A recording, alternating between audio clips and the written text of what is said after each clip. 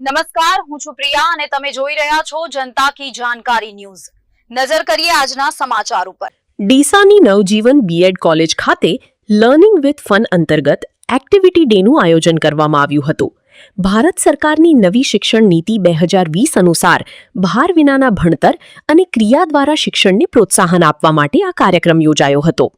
કાર્યક્રમમાં 180 તાલીમાર્થીઓને memory power વધે અને શિક્ષણ વધુ રસપ્રદ બને તે માટે 15થી વધુ વિવિધ એક્ટિવિટીમાં જોડવામાં આવ્યા, જેમાં ચિત્ર યાદ રાખી ફરી દોરવાની મેમરી ટેસ્ટ, વિવિધ શૈક્ષણિક રમતો અને બાન્સની મદદથી કરવામાં આવતું પ્રખ્યાત બાંબુ નૃત્ય જેવી પ્રવૃત્તિઓનો સમાવેશ કરવામાં આવ્યો હતો। આ એક્ટિવિટીઓ દ્વારા તાલીમાર્થીઓએ આનંદ સાથે શિક્ષણ મેળવ્યું તેમજ તેમની યાદશક્તિ, એકાગ્રતા અને સર્જનાત્મકતાનો વિકાસ થયો। આગામી દિવસોમાં શાળાઓમાં શિક્ષણ કાર્ય કરવા જનાર ભાવિ શિક્ષકો માટે આ તાલીમ ખૂબ ઉપયોગી સાબિત થશે। આ પ્રસંગે કોલેજના આચાર્ય ડોક્ટર સોનલબેન પ્રજાપતિએ જણાવ્યું કે યુનિક એક્ટિવિટીઓ દ્વારા પ્રત્યક્ષ શિક્ષણ આપવાનો પ્રયાસ કરવામાં આવ્યો છે, જ્યારે ડોક્ટર અમિત સોલંકીએ જણાવ્યું કે ક્રિયા દ્વારા શિક્ષણ વિદ્યાર્થીઓનો તણાવ ઘટાડે છે અને તેમની મેમરી પાવર વધારવામાં મદદરૂપ બને છે।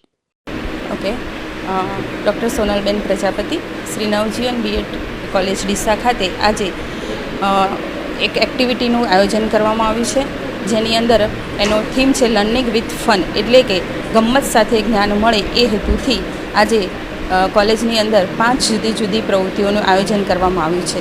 એનો એક હેતુ એ પણ છે કે જ્યારે સરકાર આજે નવી એજ્યુકેશન પોલિસી ખાતે પ્રવૃત્તિ પર શિક્ષણનો જ્યારે ભાર મૂકી રહી છે, ત્યારે આજે અમારી કોલેજની અંદર જુદી જુદી 5 પ્રવૃત્તિઓનું આયોજન કરવામાં આવ્યું હતું, જેની અંદરથી વિદ્યાર્થીઓની યાદશક્તિ વધે, એમના શબ્દ ભંડોળ વધે, એમની માનસિક શક્તિઓનો વિકાસ થાય એવા ઉમદા હેતુથી આ પ્રવૃત્તિઓનું આયોજન કરવામાં આવ્યું હતું, જેની